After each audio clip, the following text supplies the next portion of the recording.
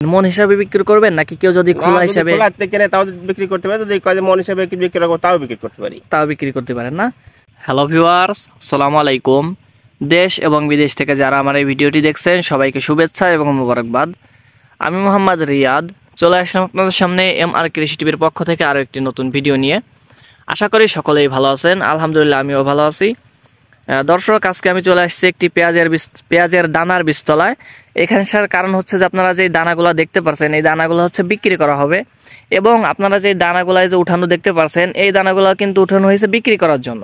আর দর্শক, আমি কিন্তু এই জমি থেকে আপনাদেরকে কিছু ভিডিও দিছিলাম, হয়তোবা যারা আমার চ্যানেলে রেগুলার ভিডিও দেখেন তারা হয়তোবা চিনবেন জমিটা।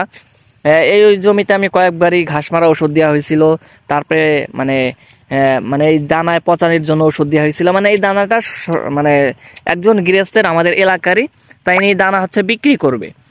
ইনি মানে যতটুকু জমি লাগাবে তার ততটুকু জমি লাগানো হয়ে গেছে, এখন হচ্ছে ইনি এই যে দানাটা বেঁচে গেছে এটা হচ্ছে বিক্রি করবে। তা দর্শক, অনেকেই দানা কিনতে চান, তা যারা ভালো মানের দানা নিতে চান তারা নিতে পারেন এই দানাটা। এই দেখেন, আমি দানা যদি দেখাই, দানাটা আলহামদুলিল্লাহ ভালোই, একদম খারাপ নাই। দেখেন, এই হচ্ছে দানার সাইজ। এই যে মুঠা, মানে আজকে কিছু দানায় যে উঠায় কালকে হাটে নিয়ে যাওয়া হবে, আর কিছু দানা থাকবে। যারা নিতে চান ইনশাল্লাহ কালকেই আমি নম্বর দিয়ে দেবো, কালকেই ইনশাল্লাহ যোগাযোগ করবেন, তাহলে এই দানাগুলো নিতে পারবেন। তাই এখানে জমির মালিক আছে, আমরা একটু সরাসরি ইনার সাথে কথা বলবো যে ইনি এইখানে কি দানা দিছিলেন এবং ইনি কত করে মন হইলে বিক্রি করবেন, বা মন হিসাবে বিক্রি করবেন নাকি যতটুকু জমি থাকে মানে খোলা হিসাবে বিক্রি করবেন, আমরা বিস্তারিত আপনাদেরকে জানানোর চেষ্টা করব।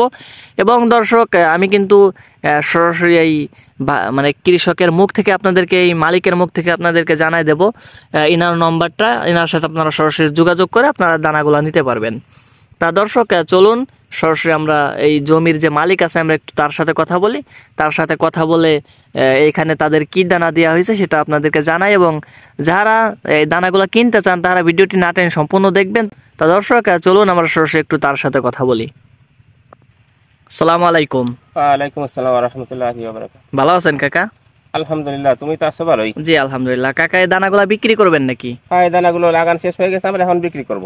ও তাই, এটা কি মানে কি জাত? লাল কিং। লাল কিং না? তা কাকা, এই দানার বয়স কতদিন হয়েছে?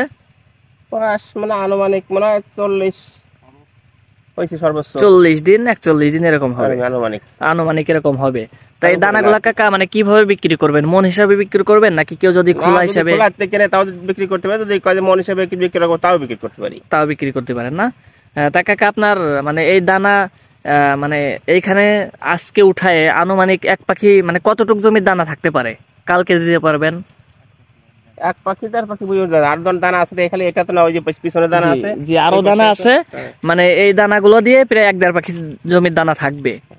তা কাকা, কেউ যদি সরাসরি জমিতে এসে দানাগুলো নিতে চায় তাহলে আপনি দিতে পারবেন না?